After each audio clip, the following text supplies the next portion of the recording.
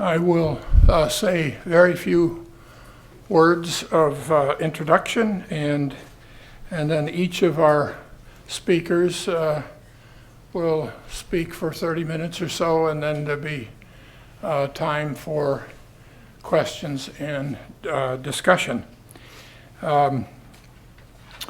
Jesse and Liz Straight are Catholic converts and farmers of Whiffletree Farm in Jesse's hometown of Warrenton, Virginia.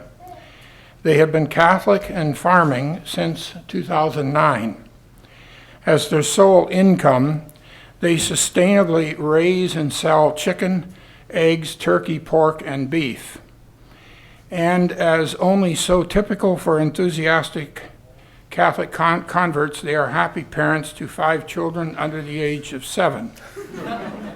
And I should say, I think I can say this, he also has something of an attachment directly to the Institute, insofar as we had on 2 separate occasions discussion about his enrolling at the Institute for a doctorate in theology.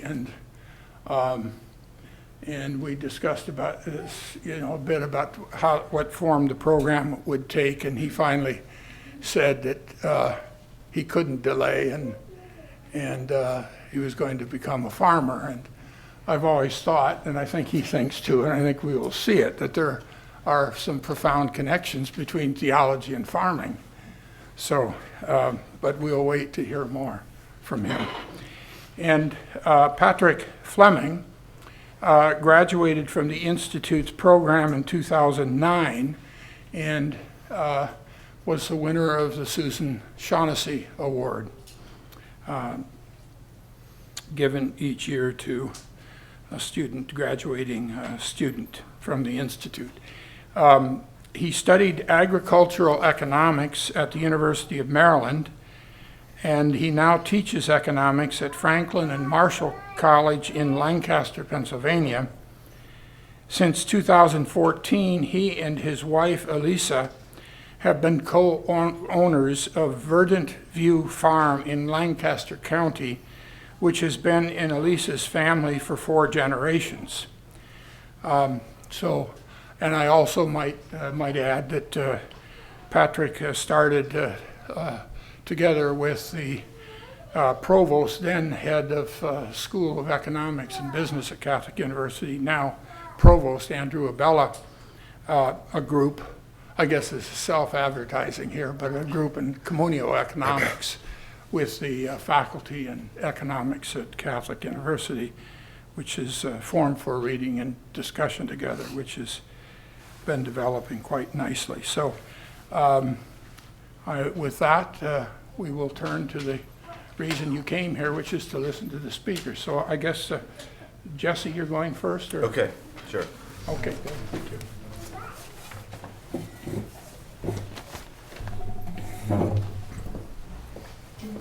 All right.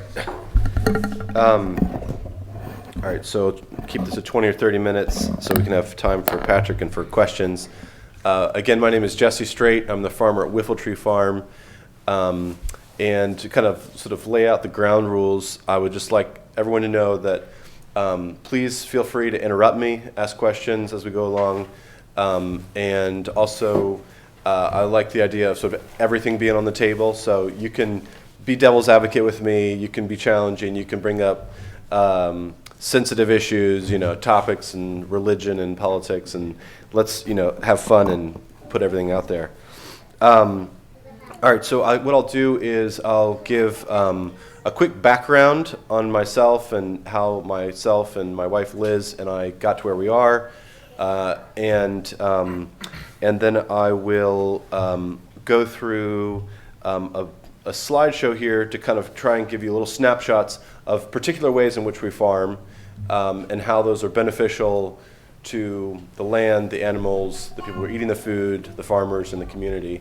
And then we can kind of do some Q&A and that kind of thing. So I grew up in Warrenton, Virginia, which is about 50 miles from here. It's sort of a mix of rural and suburban, and I was a pretty normal suburban kid. I graduated from our public high school in 2000, had no thought, farming was not at all on the radar. In fact, my father had a vegetable garden my whole life, and I don't think I ever helped him in the vegetable garden. And he to his credit, he's never brought that up to me. He's a good guy. And so then I eventually graduated from UVA, studying religious studies and pre-med. Obviously didn't know what I was going to do with myself in terms of career. But I was, a friend had mailed myself and my wife a book by Wendell Berry called The World Lost. And I know JP2 people are very familiar with Wendell Berry and all that. So I'd say sort of Wendell Berry's role in my direction to farming was proposing a view of the good life that centered around the home and the community and the neighborhood. And that made a lot of sense. And counter to the modern sort of disintegrated life where extended families over here and work and home are so transient. People are moving for jobs and children are dispersed and to school here and church here. And so the idea of bringing work, family, and home all together in more close connection made a lot of sense to me for greater happiness in all three areas. It made a lot of sense for human flourishing. So that was kind of wooing me, and of course farming makes a lot of sense in that idea of the good life because you walk out your door and there is your work, and it's so family friendly to include your children, include elderly, to include disabled, so that all made a lot of sense in that aspect. And then the other thing I would say is through my history and through some of the experiences I had after college, my first job out of college was working for Habitat for Humanity in Charlottesville, and I organized the volunteers. So a day of the week I'd be on the job site organizing volunteers, and I really liked that. And then 4 days a week I was sort of hammering away at emails and phones to organize everything, and I didn't like that as much. And so that was, and that was kind of one little sign. And the other thing was in high school, I had a little landscaping business, which is a glorified way of saying I mowed grass and drove around a lawnmower in the back of a 1986 Honda Civic. But nonetheless, I really liked that independence. My friends were going off and working at a restaurant, and they had to clock in and clock out, and I was making my own hours, and I was working outside with my friend, and so there's kind of connection there. Again, little pointers. And then, so there's kind of the family life aspect. There's the just sort of seeing my personality and the things that I enjoyed. The other thing was, my dad had a painting business. So in the summers, I would, and during college, I would paint for him. And unlike my other three brothers, I really liked it, and they thought I was weird. There's sort of the family life aspect. There's the work temperament. Just I like being outside. I like doing physical work. I like using my body. And then there was the need. Basically, the more I learned about food and what makes healthy food, I saw, okay, this is an aspect in our culture where I could do some good. And, of course, in a small circumference, nonetheless, I could do some substantive good. And that this is a basic need for human flourishing is healthy food and healthy land to make healthy food. So, those are kind of not so crazy reasons for why this made a lot of sense. So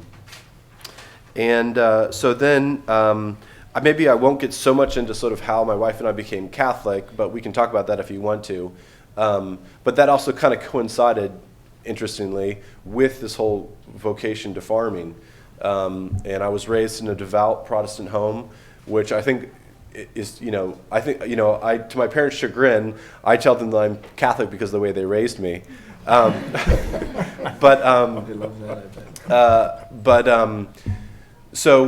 that sort of coincided. In 2009, my wife and I, with a number of good friends, joined the church Easter Sunday 2009. Easter Monday, a part of that whole sort of Wendell Berry idea of returning to where you're from, returning to your deepest roots, to where your family is, to raising your family in that kind of context. We said, despite how hip and cool Charlottesville is, we're moving back to Warrenton. And so we moved back to Warrenton to start our farm business Easter Monday, 2009. And so I guess the other thing I should say in this is maybe some of you all can relate to sort of my vocational struggles, which, I'll put out there in case that's at all of interest to anyone, is probably from the age of 17 to 27, I was wringing my hands trying to figure out what to do with my life. And I knew I just wanted to sort of get to it. I was tired of sort of spinning my wheels and confused, and I wanted to sort of enter into it and just start going on something. But it felt like an unsolvable problem as to how to figure out what that ought to be. And I was torn in 7 different directions. So the farming was on the list at this point with sort of the whole Windleberry thing. And I had been thinking, I had started a little organic veggie CSA in Charlottesville. It was a lot of fun, but I made very little money, and we were expecting our first child. And so I was like, all right, Jesse, time to get serious. You need to provide for your family. And so I began thinking about basically sort of sneaky ways I could work agriculture into my life. So like, all right, I'm going to be a teacher, and then I'm going to start a school and grow our own food. Or I'm going to, I guess this was when I was Protestant, I'm going to become a priest, and then I'm going to, have a parish where we're going to grow our own food, or, et cetera, et cetera. Well, then I sort of knew who Joel Saladin was at Polyface Farm, and again, probably a lot of you know who that is. But he's sort of the guru of sustainable animal farming at a farm called Polyface in Stanton, Virginia. And so when I read his books, he's a really exemplary farmer in terms of what he has done for the food he produces and the benefit to the land and his sort of ethic to his customers and his neighbors. And but also, really importantly, he is a serious business person. So this wasn't someone whose wife was a lawyer or who was independently wealthy and was having fun. This was someone who was providing for his family by farming. And he was also very open-handed about how other people can do that. He thinks this is a good thing, so he thinks, if there's other people out there that catches their eye, then, I'm not going to have any trade secrets. It's all out there. Which I really admire him for. And without him, I don't think I would be doing what I'm doing. Because basically, as you know from my story now, I did not grow up on a farm. And, with very little savings and a baby and a wife, to start out farming could really be easily seen as irresponsible. Basically, he had presented this model, both a farm and a business model, where he laid it out, and it was something that could be replicated. If you work really hard and you do these things, there's no reason you can't do this. So that really gave me confidence. And when I read those books and basically came to that conclusion, for me, the emotional floodgates came down. I was like, forget the school teaching, forget everything else. Like, I just want to be a farmer. I don't want to mess around and sneak it in the back door. This is what I really want to do. And that was a real gift from God, that kind of sudden confidence. I had never had that. And I'm a much happier person today because of that. Basically, that's what we did. We started following Joel's advice, and we moved back to Warrenton. We started on a very small scale. So we started with a small number of animals and basically learned the ropes. So we started with, say, 50 meat chickens, raised them, slaughtered them, made mistakes, kind of figured out mistakes, and grew little bit by little bit. And so what we were trying to do was grow both our skills, our production, and our customer base in somewhat, alignment. So one didn't outrun the other, and you have catastrophe. And also, in terms of risking the care of animals, you don't want to raise 2,000 chickens and kill 2,000 chickens. You want to raise 50 and hopefully only kill 25, and then get better. And also the financial risk. The other part of the story in here, which was really helpful, was I did not know what I wanted to do with my life, but I basically figured out I didn't want to work at Habitat. And a friend had left as a construction supervisor there and had started building houses. So I basically went and worked for him as a carpenter in Charlottesville for a couple of years. And that was a real godsend because that allowed me, when I moved back to Warrenton, I had no plan for how I was going to make a living. And I was thinking maybe I would go and try and teach at Seton High School in Manassas, or I didn't know what else. But basically, I kind of landed on, you know what, I'm going to give a shot at just having a little home renovation business and do piddly-widdly construction jobs while I build up the farm business, and I can, again, work for myself and then have that independence to phase out of the construction and into the farming. And that worked out really well. And not without, of course, problems and stress, but it worked out well. So basically, that's what we did. We did move 2009. We started with the meat chickens, little bit by bit, laying hens, little bit by bit, turkeys, pigs, and beef cattle. And so just to kind of quickly run ahead, that was 2009. This last year, we're doing all those animals, and I think it was about 2012 that I was able to go full-time farming and be totally done with the construction. Which, by the way, I love carpentry, but and if I wasn't able to make the farming work, I would be doing carpentry. So no insult to that. So this year we are going to do about 8,000 meat chickens. We have about 2,000 laying hens. We're going to raise and slaughter about 200 pigs, and raise and slaughter, between myself and another beef partner friend, about 50 steers, and do about 800 turkeys for Thanksgiving. So that's sort of to give you an idea of like the scale that can support a family or two on a farm is what we're doing. The other thing that I'll throw in there is. Can I ask you a question? Yes, go. Do you have to do that many animals in order to sustain yourself, or are you making an extra profit, or are you paying someone else? Yeah, so no, you don't have to do that much. I guess, in 2012 we weren't doing that much, and it was just myself and my wife a little bit. We have 5 kids, and she's homeschooling the 2 who are old enough to be in school. So my wife now is not very much helping with the farm work or business at all. But but it was my wife a little bit, myself, and I think we sort of started having our first interns 2011. So a summer intern here or there kind of thing, and we were paying the bills. I mean, we live very modestly, and part of that is because farming can allow that. You're not spending a lot of money commuting somewhere. You're not, those expenses that arise with, a lot of work. But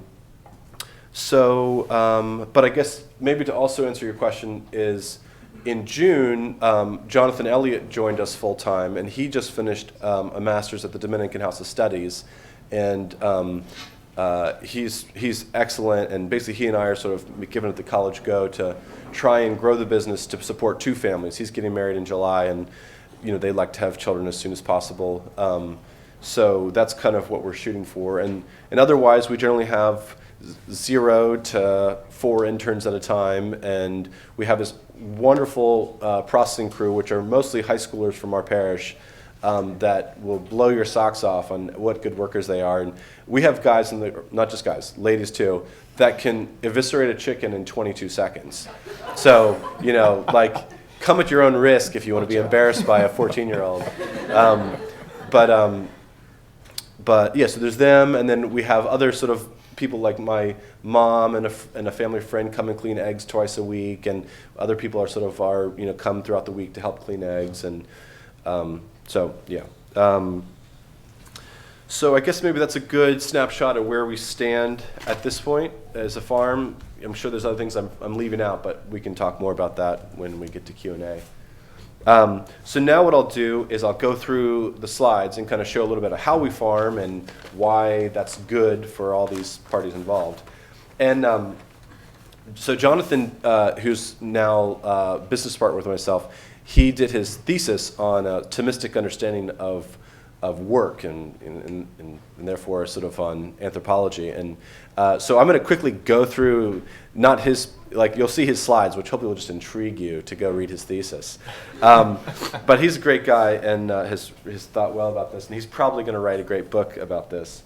So anyway, we're going to go through, so we could do a little peek at all the Trinitarian theology, and he's a good Thomist, and So you can just teasing you here, okay, yeah, dwell on that, yeah. All right, so then, Got it. so now you're really, you're gonna buy his thesis now. All right, so this is my family, and obviously that's my wife Liz and our kids. Josephine is the oldest, and then Roberta and Leon and Southaran and Jonah is in my arms. We can also that makes me think too, I know part of what might be interesting here is to talk about sort of the relationship of farming and family, and we can get into that too. So anyway, this is just to give you an idea. You've already heard this, kind of what we raise. I guess in terms of this slide is not totally accurate.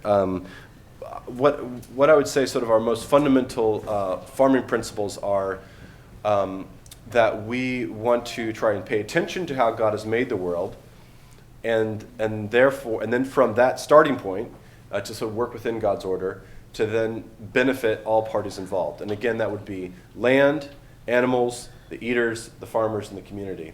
And you can't do the second until you've done the first. So that takes paying a lot of attention to the land and to what makes things thrive and the animals and to good farmers before you. And then from those two most fundamental principles, we'll talk about some of these other ones, so like the intensive grazing, just to sort of tease that out. If you look at nature, even say your pet dog, animals know that they don't want to hang out, eat, and poop, and then keep hanging out in that same spot. The dog will go over to the bush, go to the bathroom, and then go away from that. And that's just sort of good instinct to decrease the stress on the immune system, that you don't want to be ingesting the things that just came out of your back end. And also, if you're eating grass, the most palatable grass is not what you just sort of squished and sat upon and tread. It's the fresh growth that's over there, not here. So that's consistent throughout nature.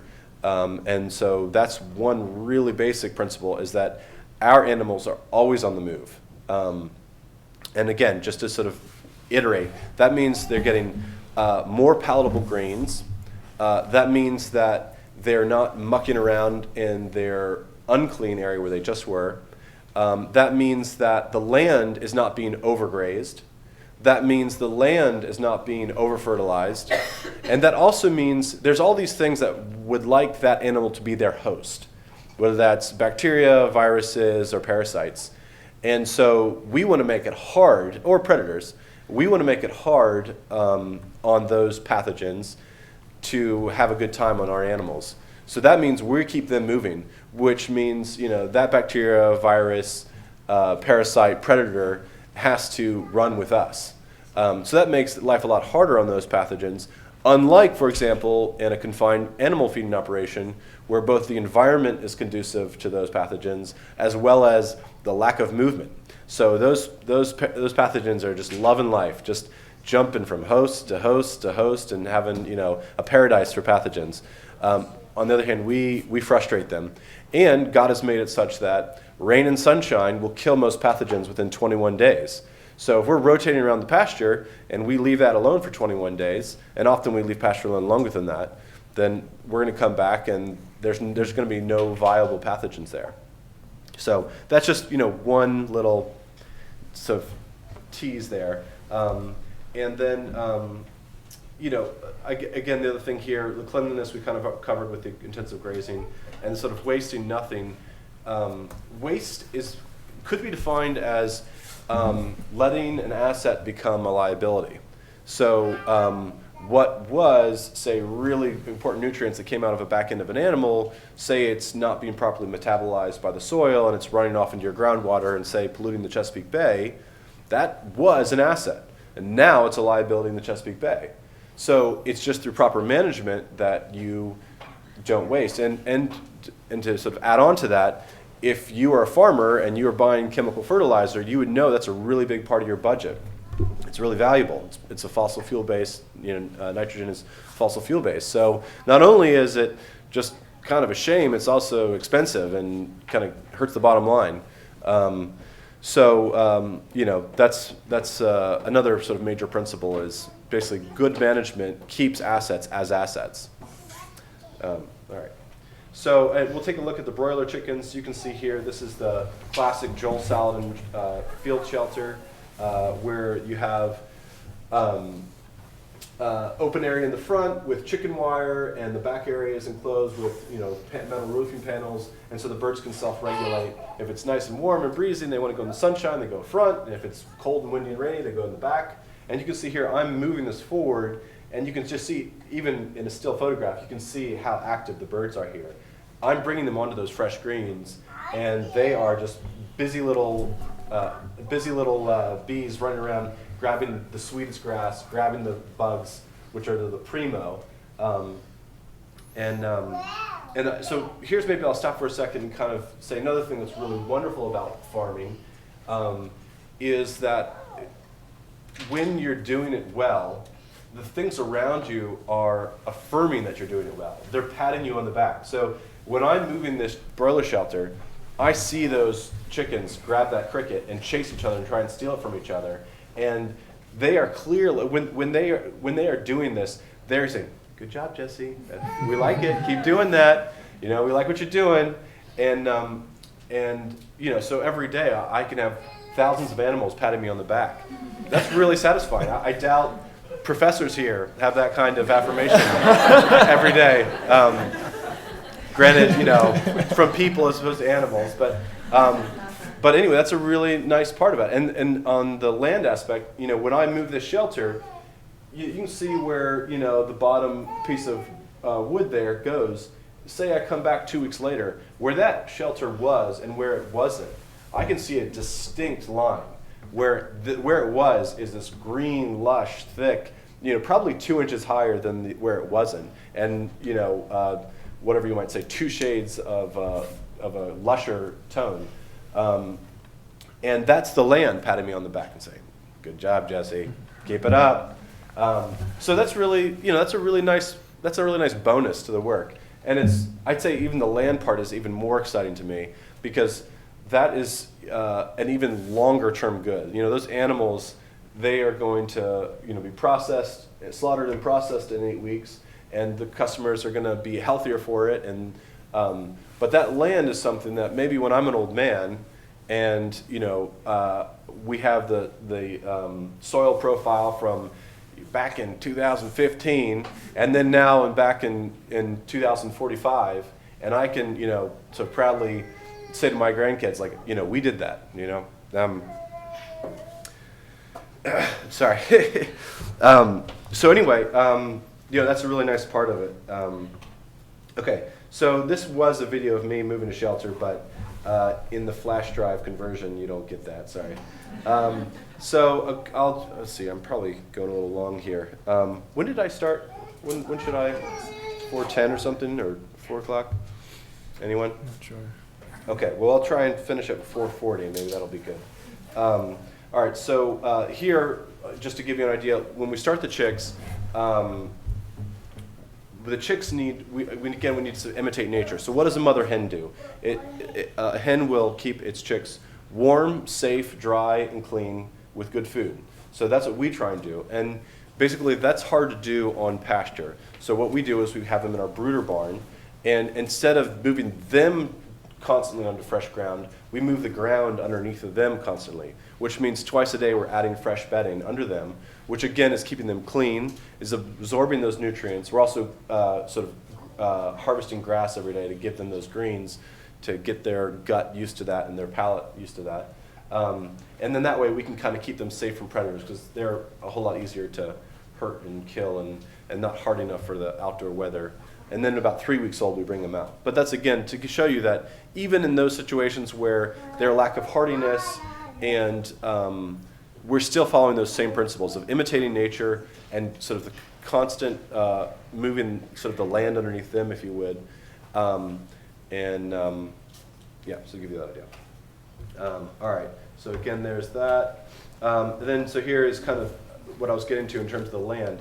You can see how hard that's 12 hours of that shelter of chickens on that land, and how thick that manure pack is. And then this is 2 months after that. So you can see how the land responds to that. and is telling me, this is good, I like it, I like what you're giving me. These are some sort of vintage photos now, but this is our some of our processing at our old farm, but kind of gives you an idea of our processing crew and how this work goes down.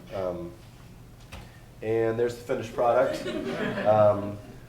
And there's the lane hens on the pasture, and the lane hens you can kind of see we do a little bit differently, where we don't have them in those Saladin shelters, but we use this electrified fencing there. And the lane hens are a little bit more savvy and able to avoid aerial predators like hawks and owls, so we can sort of be more liberal in their free ranging. There's me gathering the eggs. This is just to kind of show you can kind of see both the conventional egg and the industrial organic egg look pretty similar to each other as opposed to our pasture-raised egg. And that is maybe just to bring up the topic of being savvy about marketing and how most industrial organic food is being raised on concrete in a warehouse and never sees grass or bugs, despite the pretty pictures on the egg carton. But how important that is. And we can get into that too, which is really interesting. If you think about it, if all you're eating is grains, these are annuals. You plant, they grow, they die, they're done. Our perennial forages, the grasses in the pasture, are obviously there indefinitely. And they're one of the most efficient captures of solar energy, and they are the best way to grow topsoil, which is what happened in the Midwest. And also those root structures, in that they are a perennial as opposed to an annual, have a whole different ability to pull up nutrients that annuals will never touch. So there's a whole spectrum of nutrients those perennials are getting that annuals will never get, which again translates into the animals that are eating those perennials and the nutritiousness of those animals. And just how this is a project that is really benefiting the growth of topsoil and long-term fertility. Whereas annuals can really be seen in a sense to be a little bit of a violent thing in terms of disturbing the soil enough to grow a monoculture. So anyway, that's something else too. All right, so and then I kind of think it's a no-brainer that healthy animals make healthy food, but there's also laboratory results to say the same if you're interested. There's the turkeys, the pigs that were raised in the woods, and again I'm being quick here because I want to keep to the schedule. Our beef cattle, and then so maybe we'll just talk a little bit about the business model. So we've kind of talked about some of the farming. The business model is also important. Basically, we want to have a limited size. We want to be a local business. We're not interested in growing to sort of serving the East Coast or whatever in that regard. We want to have personal relationships with our customers. Obviously, that's not best friends, but we want to have a relationship where we trust and have rapport and have accountability in that way. We want to be transparent. So, people, basically anyone here is always welcome to come to our farm, take photos, walk around, ask me any questions, and then also the direct marketing. So we'll kind of maybe tease out some of those things in point A, but basically the nature of agricultural business is that it just is the case that the people who are transporting, processing, packaging, marketing, distributing, and selling have the lion's share of leverage. So the farmer is really at their mercy. So that doesn't really enable farmers to have much say in, say, the pricing or maybe whether it's viable. So a good way of going around that is to go around that and just do everything yourself. So that's what we do. We, raise the animals, we process the animals, we package the animals, we market the animals, we sell the animals, we distribute the animals. And I think that's really great because, one that allows us to bypass conventional systems, so we can make a sustainable living. But it also means that we get to have a variety of work. So I'm not just sitting on a tractor or pulling chicken shelters. I'm not slaughtering and processing chickens 5 days a week. There's lots of things I do that I like doing, but I like doing 1 day a week. So I don't want to slaughter and process chickens 5 days a week. So that, I think, is very humane, and gives farmers like myself a noble and attractive work. Yeah, and I guess in terms of limiting, not wanting to grow into an empire, and having that transparency in those relationships, that gives accountability. So, I know many of our customers very well, and therefore I have a built-in motivation that I don't want to hurt them. I want to do what's right and take care of them. Also, on the other hand, unlike, say, Purdue or Tyson's, who has sort of a team of lawyers whose job it is to fight off lawsuits from sick people, if I ever made someone sick, I would be toast. That's not part of my business costs. So I have a lot of sort of even just economic and interest in taking care of my family reasons to do things right. So that, I think, provides for a more substantive accountability and quality. And also, too, customers come to the farm, and I know they're coming to the farm, and so I know, I can't let this slide. I need to move the hens. The ground is getting too barren. I need to move them to fresh ground. So, there's 10 things competing for my time, and I know, that really is a gift to me of that accountability, that of the things I let slide, that can't be one of them. All right, so we kind of talked about some of these things, but essentially what we're doing is we're trying to farm in such a way that all these things are benefited. So obviously that means the land is becoming more fertile and healthy. Likewise, the animals, the food that we're giving to our selling to our customers is making them healthier and thrive.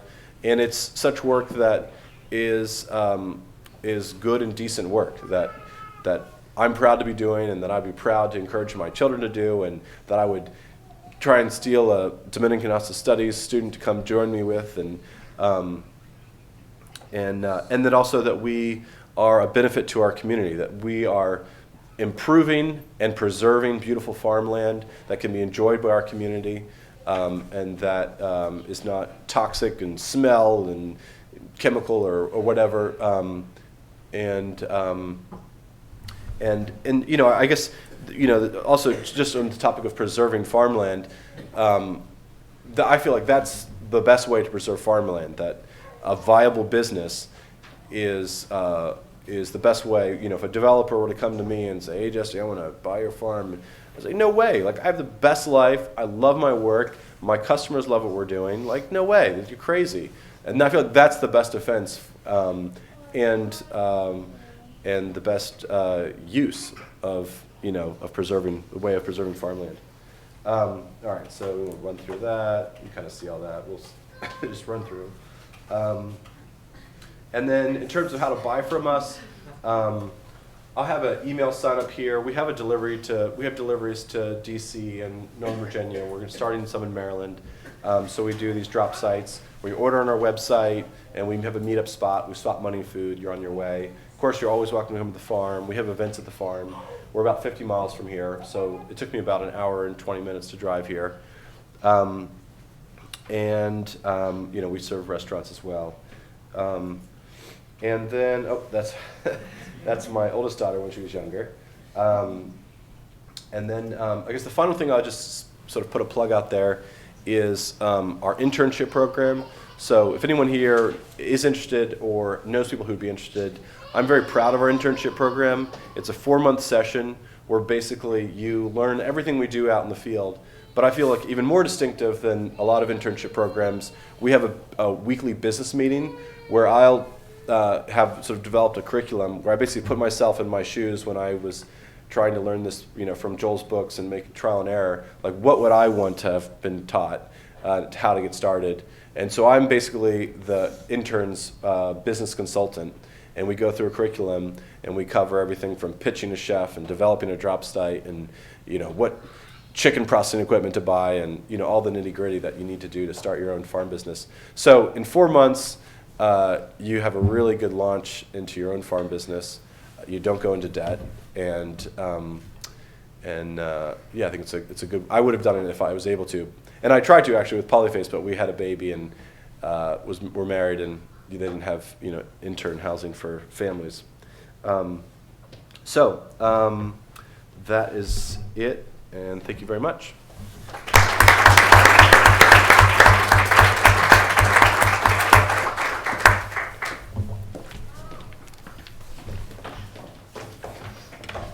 Thanks, Jesse. That was great. And appreciate the warning about how quickly your high schoolers can eviscerate a chicken. I'll be careful not to cross them. How many seconds does it take you, by the way? They're faster than me. They are? Yeah, Wow. I mean, I'm like 29, 30. Yeah. Okay. Not bad. Yeah. So thanks a lot for inviting me here. My name is Patrick Fleming, and I was at the Institute in the master's program from 2007 to 2009. I'm now teach economics at Franklin and Marshall College in Lancaster, Pennsylvania, as Dr. Schindler said. And I often tell my students stories about the farm, and they sometimes ask me, how can you both teach at a college and work on the farm? And the answer is, I can't. I used to spend about half my time writing my dissertation and about half my time milking cows and working on the farm. At this point, as things stand now, my wife is the full-time farmer, and I work with her on the weekends or the occasional weeknight when the cows bust out of the fences and are running all over creation, which is a real bonding experience for the two of us, I can really assure you. But the nice thing about the university schedule is that life is much more flexible in the summers when things happen to be busiest on the farm, and vice versa. And I recently heard, in fact, that Wendell Berry had teamed up with a small Catholic college in Kentucky. Maybe you've heard of this. St. Catherine's Dominican College in Kentucky, and opened the Berry Farming Program, where about 25 students take a variety of classes and farm in the process. And for a few years now, I've had a similar vision of opening a Lancaster Extension campus to the John Paul II Institute, where students can go to read, work on the farm, and take classes for credit in the process. And I've spoken about this with a few faculty here, so I can only conclude that Barry stole the idea from us. So we're here today to talk about farming and family. So let me start first by saying a little bit about our particular farm and what daily life is like there. Second, how I developed an interest in farming myself and how I got involved with and learned farming. And finally, I'll reflect a little more deeply, based on my own experience, about the value of a farm for the family, the necessary value of the family for a farm, and finally, how a recovery of the idea of creation and stewardship of creation is an integral part of food production. So to start, when I talk about the farm, it's a dairy and crop farm where Elisa, my wife, was born and raised. She's the fourth generation on the land. Her great-grandfather bought the farm in 1916. Along with milking and feeding about 25 cows every morning and evening, we have backyard goats, chickens, and rabbits. The farm is 112 acres. Elisa and I and her brother and sister-in-law run the business and own the animals and equipment, and we rent the land from her parents. That's how that's set up. The farm also has a thriving bed and breakfast, hosts about 30 overnight guests every night over the summer, and serves delicious breakfasts every morning. Some of you here have had those breakfasts. So you're welcome anytime to come back for that. We also offer hour-long guided tours of the farm over the summer to give people an opportunity to learn what share what we've learned about farming, working with the family, and food. About 5,000 people visited us for tours last summer, and they usually consist of about 5 to 25 people at a time. The farm is located in Lancaster's Amish country, and 6 of the 7 farms that border ours are Amish. So daily life on the farm consists of routines, both day-to-day and seasonal. In terms of the daily routines, the work begins with milking and feeding the cows, which takes about 2 to 3 hours if all goes to plan, if no cows give birth, and so forth. And then that happens again in the evening. In between the morning and evening chores is the opportunity to get creative, work on a project, and in many cases, this is when the seasonal rhythms come into play. So in the winters, this middle part of the day is kind of quiet. This is the time of year to repair equipment, catch up on office work, make plans for the coming year, and also, importantly, to rest. In the spring, there's cleanup from winter, hauling manure out of the barns, preparing the fields, planting, and in our case, the farm tours and the bed and breakfast pick up again. In the summers, along with gardening and pasture rotation and so forth, the big project is making hay about every 5 weeks. This is also the time of year when, as Elisa's mother used to put it, Verdant View Farm, our farm, starts to feel like Grand Central Station. With the bed and breakfast at 90% plus occupancy, 3 to 4 farm tours each day but Sunday, plenty of office work and long days. In the fall, the tourism part of the business begins to calm down again, especially on the weekdays. And then pastures get lush after any summer droughts. There's one more cutting of hay in October, and we can harvest the corn and plant winter cover crops. It's one of my favorite times of year in the fall, as the weather gets crisp, seeing steam rise off the cows in the cool frost of a fall morning. It's a beautiful thing. It's also the traditional time of year for butchering. And recently learned that St. Martin's Day on November 11th is the day when geese are traditionally slaughtered in parts of Europe. This is something we learned from one of the bed and breakfast guests who's from Germany.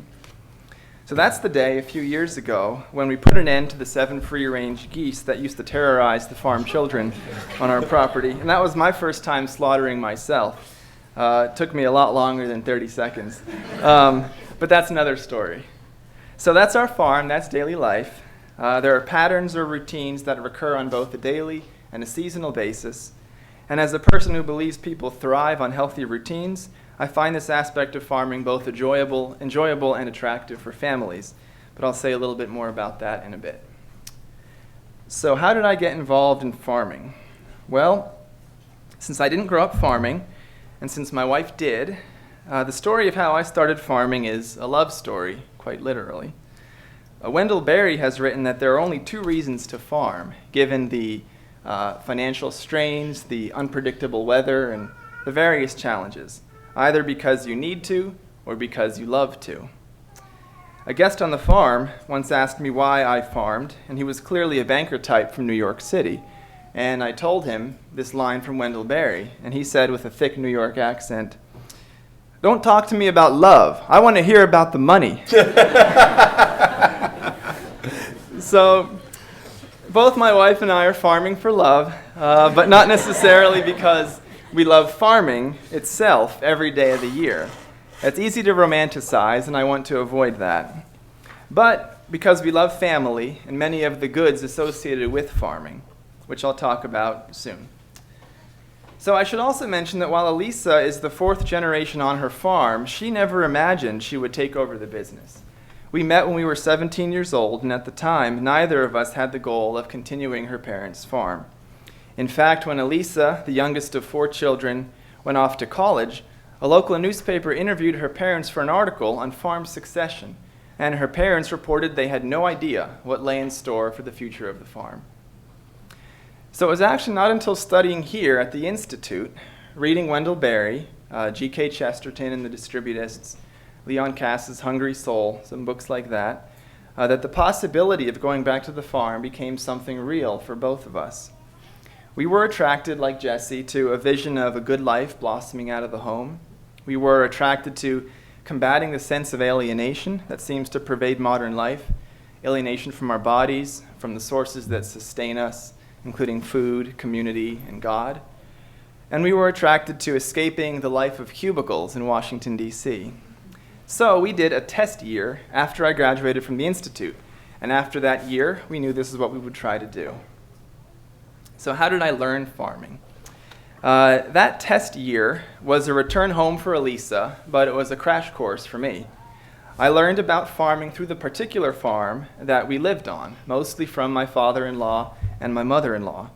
I asked lots of questions, both to them and to our Amish neighbors, and I also read books, especially Joel Salatin, whose writings have the virtue of being tremendously transparent and practical. I wonder how many people Joel Salatin has touched and inspired to farm through his writing. And finally, I simply learned by doing, learning not to round the edges off of rusty old machine bolts, learning how to handle large animals, learning to recognize each cow individually, learning the ideal stage of grass growth to make hay. And this is partly why we've started an apprenticeship program on our farm, to give others an opportunity to get this crash course if you don't happen to be married to a dairy farmer. And like Jesse, I'm going to make a shameless plug. We're looking for an apprentice for this upcoming season if anybody's interested or knows anyone who's interested. And I could give you more information on it. One thing I will say is you won't need a gym membership to pay for that during your apprenticeship. So finally, to make a long story short, I'm still very much learning. There's a lot I don't know, and I rely heavily on the help of others. One learns pretty quickly in farming the tremendous practical benefit of working together with people you care about. As my Amish friend Chris said, you don't need to be smart if you have smart friends. In other words, it's true.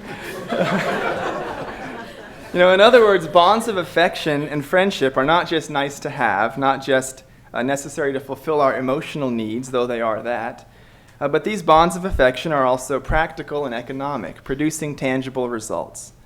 So that's a bit of how I learned to farm. And with that, let me now say a little bit about the specific theme of farming and family. What are the benefits of a farm for the family? What are the benefits of the family for a farm? And why does the idea of creation and stewardship of creation matter for food production? So first, what are the benefits of a farm for the family? And here I'll mention just three. The first has to do with recognizing the dignity of manual labor, turning off the smart screen, leaving behind virtual reality, and living in the world in front of you. It won't be a surprise to most of you here that an authentically Catholic anthropology is not an angelic anthropology, but recognizes bodily goods as true goods. And manual labor is not merely mindless, but something that engages the whole person as a body-soul unity. This neither romanticizes agriculture nor other manual trades, nor does it deny their worth. I proposed once to Dr. Hanby that perhaps instead of schools giving an iPad to each student, it might be better to give all the best students a power drill in a school.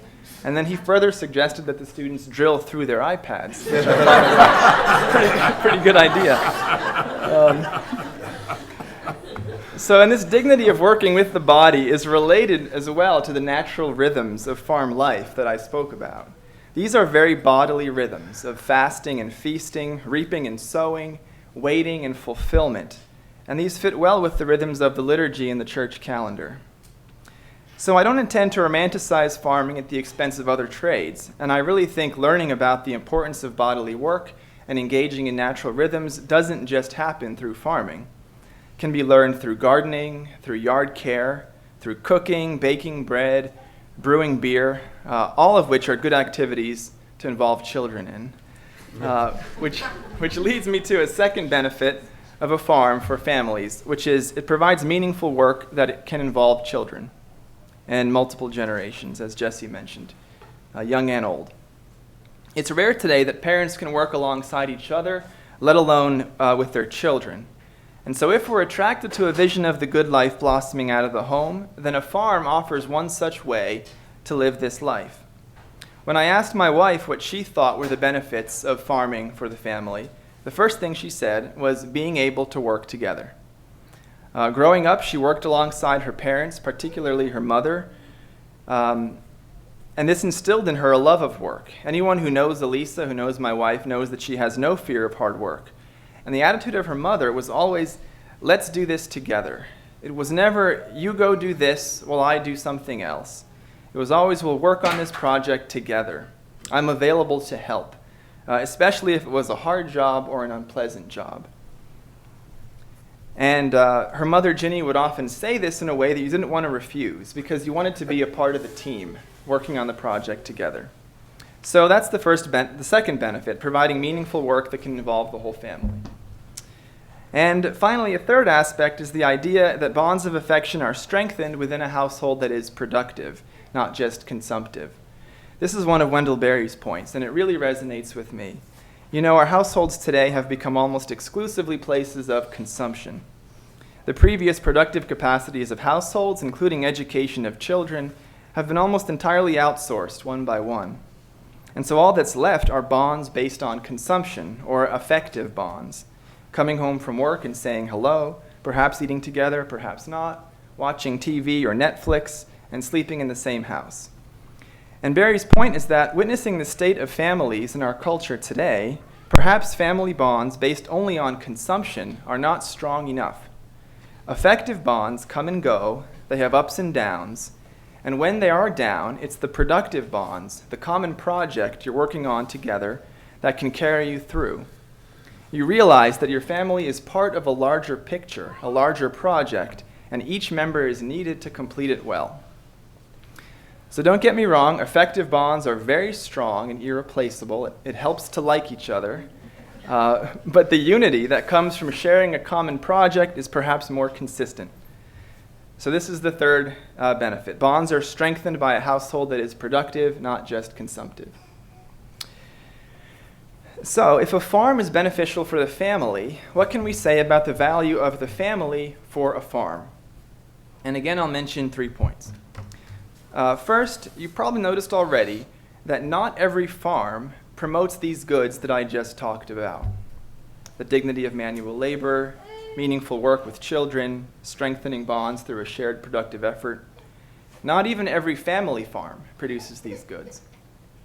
And the reason is that it takes a conscious effort to achieve those goods. When you farm, and especially when you own or operate your own small business, there's always more to do. It's easy to become a slave to activity. And this is a problem not just limited to the occupation of farming. On top of that, even on a farm, the influence of the broader culture is pervasive, which tends to denigrate manual labor, separate the work and leisure of children and adults, and promote an economic system in which the consumptive household is the norm. So it takes intentional effort. To quote Flannery O'Connor, we must push back against the world as hard as it pushes against us. And so the first gift of the family to a farm, then, is the gift of keeping the farm centered in prayer. It's a certain type of family that makes all the goods we just discussed possible.